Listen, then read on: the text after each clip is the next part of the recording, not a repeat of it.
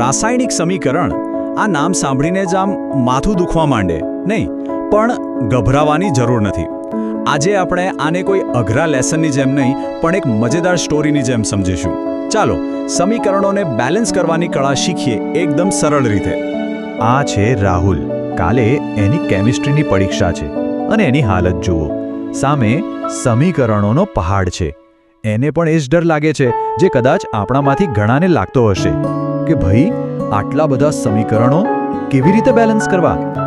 અને બસ આ જ ટેન્શનમાં રાહુલની આંખ ક્યારે લાગી ગઈ એને ખબર જ ના પડી. અને અચાનક એ પહોંચી ગયો એક જાદુઈ દુનિયામાં, કેમિસ્ટ્રી કિંગડમ. અહીં તત્વો વાત કરે છે અને સમીકરણો જાણે જીવંત થઈ જાય છે. ત્યાં એને મળે છે કેમિસ્ટ્રી કિંગડમના રાજા, અને એ રાહુલને કહે છે, આપણા આ રાજ્યમાં બધું બરાબર ચાલે એના માટે ખાલી એક જ નિયમ છે, ગોલ્ડન રૂલ. નિયમ બહુ સિમ્પલ છે. જો સમીકરણનું એક ત્રાજવું હોય ને, એની બંને બાજુ દરેક તત્વના પરમાણુઓની સંખ્યા એકદમ સરખી હોવી જોઈએ. બસ આટલું જ. રાજાએ રાહુલને પહેલો પડાવ આપ્યો પાણી બનવાની કહાણી. સમીકરણ છે H2+O2, જેમાંથી બને છે H2O. દેખાવમાં તો કેવું સીધું સાદું લાગે છે નહીં, પણ સવાલ એ છે કે શું આ આપણા ગોલ્ડન રૂલનું પાલન કરે છે? ચલો ચેક કરીએ. હવે બરાબર અહીં ધ્યાન આપજો. ડાબી બાજુ જુઓ, હાઇડ્રોજનના 2 પરમાણુ છે અને ઓક્સિજનના પણ 2, બરાબર. હવે જમણી બાજુ જુઓ, હાઇડ્રોજનના તો 2 છે, પણ ઓક્સિજન, અરે એ તો ખાલી એક જ છે. આ તો ગડબડ કહેવાય. ઓક્સિજન જાણે ફરિયાદ કરતો હોય કે ભાઈ મારો બીજો સાથી ક્યાં ગયો. તો આ ગડબડનો ઉકેલ શું? કોએફિશિયન્ટ્સ, એટલે કે આગળ જે નંબર્સ લગાવીએ ને એ. એક વાત મગજમાં ફિટ કરી લેજો, આપણે ફક્ત આગળ નંબર ઉમેરી શકીએ, ફોર્મ્યુલાને તો અડવાનું પણ નથી. H2O ને H2O2 ના બનાવાય. તો જુઓ, આપણે H2O ની આગળ 2 લગાવ્યો અને H2 ની આગળ પણ 2. હવે ગણો તો, બંને બાજુ 4 હાઇડ્રોજન અને 2 ઓક્સિજન. વાહ, થઈ ગયું ને બેલેન્સ. ગોલ્ડન રૂલ પાછો કામે લાગી ગયો. સારું, પહેલી કહાણી તો સિમ્પલ હતી. હવે રાજાએ રાહુલને એક થોડું મોટું સમીકરણ બતાવ્યું, લોખંડના બળવાની પ્રક્રિયા. આ જોઈને તો કોઈ પણ થોડું ગભરાઈ જાય.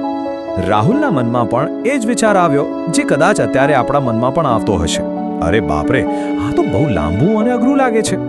પણ વિશ્વાસ રાખો, જે દેખાય છે એવું હોતું નથી. રાજાએ એકદમ શાંતિથી સમજાવ્યો, જો જ્યારે પણ સમીકરણ મોટું લાગે ને, એને તોડી નાખવાનું. આપણે એક પછી એક તત્વને બેલેન્સ કરીશું. ચાલો સૌથી પહેલા Fe એટલે કે આયનને લઈએ, પછી ઓક્સિજન અને છેલ્લે હાઇડ્રોજન. એક સમયે એક જ સ્ટેપ. અને જુઓ તો ખરા, એ જ સ્ટેપ્સ ફોલો કર્યા અને આખું સમીકરણ બેલેન્સ થઈ ગયું. 3Fe + 4H2O = Fe3O4 + 4H2O. જોયું? લાંબુ હતું પણ અઘરું બિલકુલ નહોતું. બસ મોટા સમીકરણને ટુકડામાં જોવાની જરૂર હતી. ચાલો હવે આગલી કહાણી તરફ જઈએ. આ છે મિથેન ગેસના દહનની પ્રક્રિયા. અને હા, આ સમીકરણ એક્ઝામમાં ઘણીવાર પૂછાય છે, તો ફરીથી આપણો ગોલ્ડન રૂલ કામે લાગશે. આમાં જુઓ, કાર્બન તો બંને બાજુ 1-1 છે, એટલે એ તો સેટ છે. પણ હાઇડ્રોજન ડાબી બાજુ 4 છે અને જમણી બાજુ ખાલી 2. એટલે શું કરીશું? આપણે H2O ની આગળ 2 લગાવી દઈએ. હવે હાઇડ્રોજન તો બેલેન્સ થઈ ગયા, પણ ઓક્સિજનનું શું? જમણી બાજુ ગણો તો 4 થઈ ગયા, એટલે આપણે ડાબી બાજુ O2 ની આગળ 2 લગાવી દીધો. અને લો, પરિણામ આપણી સામે છે. CH4 + 2O2 = CO2 + 2H2O. એકદમ પરફેક્ટ બેલેન્સ. હવે એક નવી કહાણી, કેલ્શિયમ કાર્બોનેટની. રાહુલ હવે થોડો કોન્ફિડન્ટ થઈ ગયો છે. ચાલો જોઈએ, આમાં કંઈ કરવાની જરૂર છે ખરી? ચાલો એક નાનકડો ટેસ્ટ.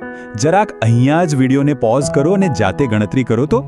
ડાબી બાજુ કેટલા કેલ્શિયમ, કાર્બન અને ઓક્સિજન છે, અને જમણી બાજુ કેટલા? વિચારો, શું આને બેલેન્સ કરવું પડશે? સરપ્રાઈઝ! આ સમીકરણ તો પહેલેથી જ બેલેન્સ છે. ક્યારેક એક્ઝામમાં આવા ગિફ્ટ ક્વેશ્ચન્સ પણ આવે છે, જે આપણો સમય બચાવવા માટે હોય છે. એટલે જ કોઈ પણ સ્ટેપ લેતા પહેલા એકવાર ગણતરી કરવી ખૂબ જ જરૂરી છે. હવે કેમિસ્ટ્રી કિંગડમમાં રાહુલનો છેલ્લો પડાવ, ઝિંક અને હાઇડ્રોક્લોરિક એસિડ વચ્ચેની પ્રક્રિયા. આ છેલ્લી પ્રેક્ટિસ છે. ચાલો જોઈએ. આ તો હવે એકદમ સરળ લાગે છે નહીં? જમણી બાજુ જુઓ તો 2 ક્લોરીન છે અને 2 હાઇડ્રોજન.